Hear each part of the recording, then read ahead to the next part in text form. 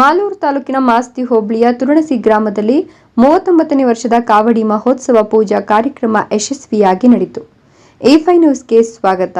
ಹೌದು, ಮಾಲೂರಿನ ಮಾಸ್ತಿ ಹೋಬಳಿಯ ತುರಣಸಿ ಗ್ರಾಮದಲ್ಲಿ 39ನೇ ವರ್ಷದ ಕಾವಡಿ ಮಹೋತ್ಸವದ ಪೂಜಾ ಕಾರ್ಯಕ್ರಮ ಬಹಳ ಯಶಸ್ವಿಯಾಗಿ ನಡೆದಿದ್ದು, ಸ್ವಾಭಿಮಾನಿ ಜನತಾ ಪಕ್ಷದ ಸಂಸ್ಥಾಪಕ ಅಧ್ಯಕ್ಷ ಹುಡಿ ವಿಜಯ್ ಕುಮಾರ್ ಕೂಡ ಈ ಒಂದು ಕಾರ್ಯಕ್ರಮದಲ್ಲಿ ಭಾಗವಹಿಸಿದ್ದು ವಿಶೇಷವಾಗಿತ್ತು.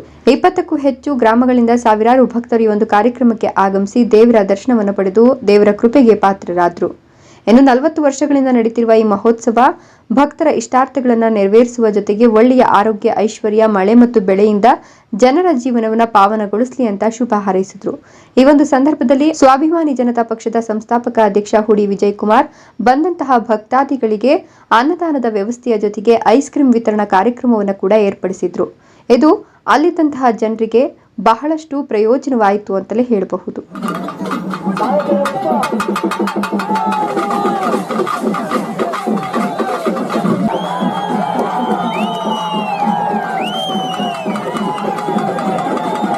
ಗ್ರಾಮದಲ್ಲಿ ಏನು ಪ್ರತಿ ವರ್ಷದಂತೆ ಈ ವರ್ಷ ಕೂಡ ಕಾವಡಿ ಮಹೋತ್ಸವ ಕಾರ್ಯಕ್ರಮ, ದೇವರ ಒಂದು ಕಾವಡಿ ಕಾರ್ಯಕ್ರಮವನ್ನು ಹಮ್ಮಿಕೊಂಡಿದ್ದಾರೆ ದೇವಸ್ಥಾನದಲ್ಲಿ.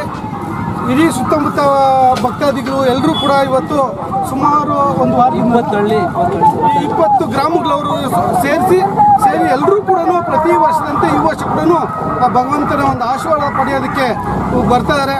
ಸಾವಿರಾರು ಜನ ಇವತ್ತು ದರ್ಶನ ಪಡೆಯೋಕ್ಕೆ ಬಂದಿದ್ದಾರೆ. ಜೊತೆಯಲ್ಲಿ ಗ್ರಾಮಸ್ಥರು, ಯುವಕರು ಎಲ್ಲ ಸೇರಿ ಅನ್ನದಾನ ಕೂಡ ಮಾಡಿದ್ದಾರೆ. ಭಕ್ತಾದಿಗಳಿಗೆ ಎಲ್ಲರಿಗೂ ತುಂಬ ಸಂತೋಷ ಆಗುತ್ತೆ. ಅಚ್ಚುಕಟ್ಟಾಗಿ ಮಾಡಿದ್ದಾರೆ. ಭಗವಂತ ಎಲ್ರಿಗೂ ಕೂಡ ಒಳ್ಳೇದು ಮಾಡಲಿ.